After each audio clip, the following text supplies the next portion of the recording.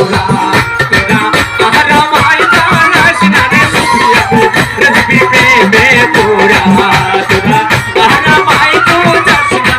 মরণকালে ডুলবেলা বাজাইও, মরণকালে ডুলবেলা বাজাইও তরিকার বাইও, আমার মরণকালে ডুলবেলা বাজাইও। আপনারা দেখেছেন নেট ইন্টারনেট খুললে দেখা যায় বন্ডামির কোনো সীমা নাই।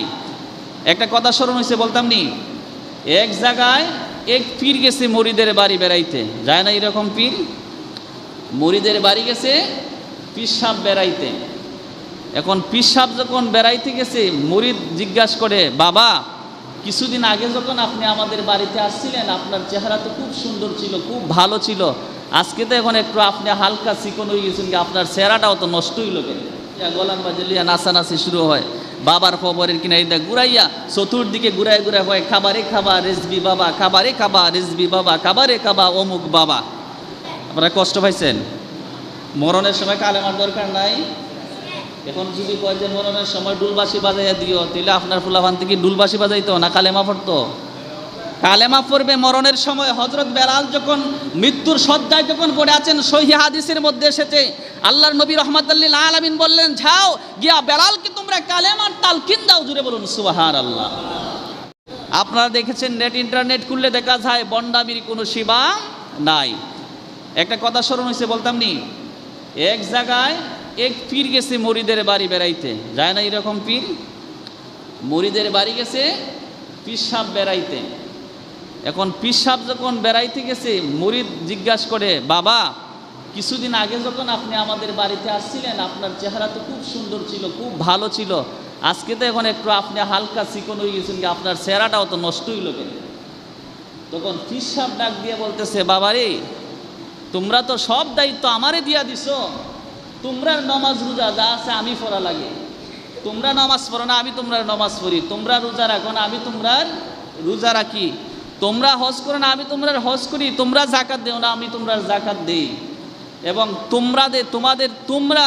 তোমাদের চিন্তায় আমি তোমরা ফুলসিরাত পার হইতে পারবা না বিদায় তোমাদের ফুলসিরাতের চিন্তা বা ফুলসিরাতটা এমন চুলের চাইতে চিকন কুরের চাইতে দাঁড়, এই ফুলসিরাত কেমনে ফার হইবাই এই চিন্তায় আমার ঘুম হয় না, আমি ফুলসিরাত কেমনে ফাড়ি দিব ওই চিন্তায় আমি কি করি, আমি তোমাদের জন্য কান্দি, কানতে কানতে চিন্তা করতে করতে আমার শরীরটা শুকাই গেছি, বুঝছে শুকাই গেছিয়া। কারণ মুরিদও চিন্তা করলো, দেখছো আমার ফিসাব কত কামিলদার, আমরা নমাজ পড়ি না আমাদের নমাজ আমাদের ফিসাবে উড়ন, আমরা রোজা রাখি না আমাদের রোজা আমাদের ফিসাবে রাখুন। আসেনি এরকম ফিসাবে এলাকার? আপনাদের এলাকায় নাই। তে এখন আমরা ফুলসিরাত পারি দিতে পারি না, কিন্তু আমাদের ফিসাব তো ফুলসিরাত পারি দেন। তেলে এক কাজ করি, মনে হয় আজি সাহেব ওই যে বন্ধ বড় খেটটা আছে, আজি সাহেব কইলা দে ফিসাব আপনাদের দিলাই বড় খেটটা। এখন ফিসাবের তো দাম দালাচ্ছে রে ভাই, আমার তো বড় খেটটা, এখন মুরব্বী মানুষ গ্রামের মানুষ পরে যদি না দেয় কোন খেটটা দিব এটা তো আমি আর জানি না, আগে দেখেই দেন খেটটা। তখন ফিসাবে কয়, বাবা তুমি তো আমার একটা খেত দিবা, কইছো দানের খেত, এই খেটটা কোনটাও দেখেই আমারে দেখে তুমি দেয়া যাও শনাক্ত কইরা। তখন মনে করেন লইয়া গেলা, গিয়া দেখা যায় এই রাস্তার থেকে নাইমা আইল কি বড় নিনা শুধু ওই সর্বোচ্চ এক হাত হইব না, এইরকম এক হাত রাস্তা দিয়া ঢুকছে, আর একটু টন বৃষ্টি পড়ছে কনকনে, আর রাস্তা পিছলা হয়ে গেছি, আর এক হাত রাস্তা দিয়া পিসাবরে আগে দিছে, আর মুরিদ গেছে কিনা পিছি দেখো ওই রাস্তা বাই ঢুকুন, পিসাব সামনে দিয়ে গেছেন একটু পিছলা হয়ে কিনা করছেন পিসাব পড়ে গেছেন গিয়া। তখন পিছ থেকে মুরিদে ফাঁসার মধ্যে একটা লাত দিছে পিঠের মধ্যে, তখন মুরিদে জিগায় পিসাবে জিগায়, এই তুমি এটা কিতা করছো আমার পিঠো লাত মারছো করে? ও লাত মারতাম না দিয়ে কিতা করতাম, তুমি বলে চুলের তেজে চিকন পুরের তেজে দাঁড়, এই ফুল সিরাত পার হয়ে যাবা প্রতিদিন আমরার লাগে আমরার চিন্তায়, আর এক হাত লাম্বা আইলি দেই তার শোনা তুমি কিতাব পিসাব এক হাত পাশ আইলি দেই যাইতে পারলাই না, তুমি কি জাত পিসাব, এটা আমার জানা হইছে, তোমারে আমার আর খেত দেওয়া ওইতো না। আছে কিনা নাই? কিন্তু নামাজ নাই রোজা নাই, এমন ফির যদি হয় যখন নামাজ পড়া লাগতো না রোজা রাখতো না, বাবা তুই আমার দরবারে আইয়া ফইরা থাক তুই এমনি জান্নাতি হয়ে যাবে, এইরকম ফিরের কাছে কখনো যাবেন? নামাজ রোজা যেখানে নাই এইখানে কি ফিসাব হতে পারে? গান বাজনা বন্ডামি যেখানে আছে এখানে কি ফিসাব, তারা কি ফিসাব হতে পারে? কখনো না। সেই জন্য আল্লাহর হক্কানি আল্লাহর ওলিদের দরবারে যাবেন, অবশ্যই অলিয়া উলিয়াদের দরবারে যেতে হবে, অলিয়া উলিয়াদের মাজার জিয়ারত করা, এটা সম্পূর্ণ কোরআন সুন্নাহ মোতাবেক আকাইদের কিতাব মোতাবেক যে অলিয়া উলিয়াদের কারামত সত্য সেটাকে মানতে হবে। কিন্তু কোনো বন্ড যখন বন্ডামি করবে তখন এই বন্ড পীরের পক্ষে আমরা নাই। কথা বলুন ঠিক কিনা, আওয়াজে বলুন ঠিক কিনা। এই রকম এইগুলা কখনো করা যাবে না। আজকে আমরা দেখছি বাবার বাড়িতে যাইয়া করতাল লইয়া ডুল লইয়া গলার মাঝে লইয়া নাচানাচি শুরু হয়, বাবার খবরের কিনারিতে ঘুরাইয়া চতুর্দিকে ঘুরাই ঘুরাই হয় খাবারে খাবা রেজবি বাবা, খাবারে খাবা রেজবি বাবা, খাবারে খাবা অমুক বাবা। আছে কিনা নাই?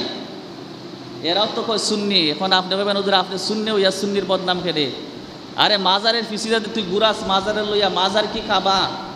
তোর কি মাজার তোর তুই খাবার ঘুরা ডুল বাজনা বাজায় ঘুরলে তো ঘুরলে আবার ডুল বাজনা বাসি লাগাইয়া গলার মধ্যে ডুল বান্ধা কইবরের ফিনারিদা ঘুরায়।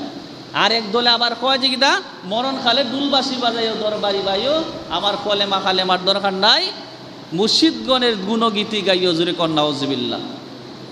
এইরকম মানুষ যারা, তারা যদি কয় যে আমরা সুন্নি, আমরা কি এইরকম বন্ডদের সাথে আপনারা থাকবেন?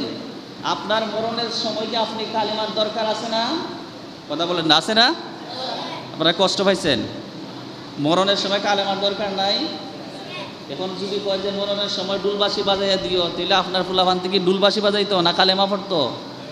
কালেমা পড়বে মরণের সময়। হযরত বেলাল যখন মৃত্যুর শয্যায় যখন পড়ে আছেন, সহিহ হাদিসের মধ্যে এসেছে আল্লাহর নবী রাহমাতুল লিল আলামিন বললেন, যাও গিয়া বেলালকে তোমরা কালেমার তালকিন দাও। জুড়ে বলুন সুবহানাল্লাহ। আল্লাহর নবী হুকুম দিলেন কালেমার তালকিন দেওয়ার জন্য, নবীজি হাদিসের মধ্যে বললেন কালেমার তালকিন দেওয়ার জন্য, আর এরা কয় ডুলবাসি বাজায়। জুড়ে কন্যা নাউজুবিল্লাহ। এই সমস্ত বন্ডদের কাছ থেকে আমাদেরকে বাঁচতে হবে, তা না হলে আমরা প্রকৃত ঈমানটা নিয়ে আমরা কখনো কবরে যেতে পারবো না।